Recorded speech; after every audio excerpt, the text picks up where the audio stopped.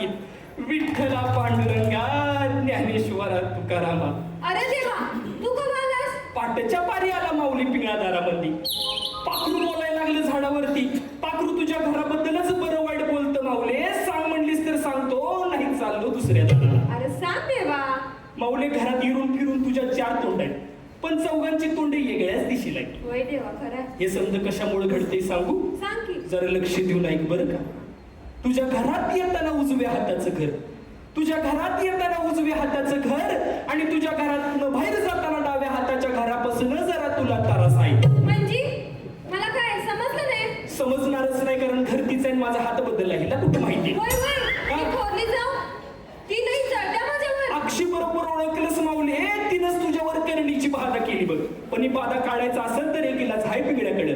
सांग म्हणलीस तर सांगतो, नाही चाललो दुसऱ्या दाराला. अरे सांग देवा. असा कसा सांगेल माऊली? त्यासाठी थोडा खर्च येणार आहे.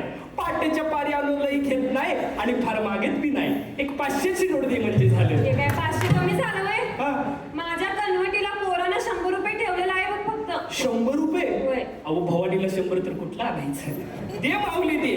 काम तुझं 15 रुपया करीन. पुढच्या आठवड्यात याच वेळी पिंगळा येईल आणि तुला बांधलेला आळा दे. त्या आधी पिंगळ्याच्या 2 गोष्टी लक्षात ठेव.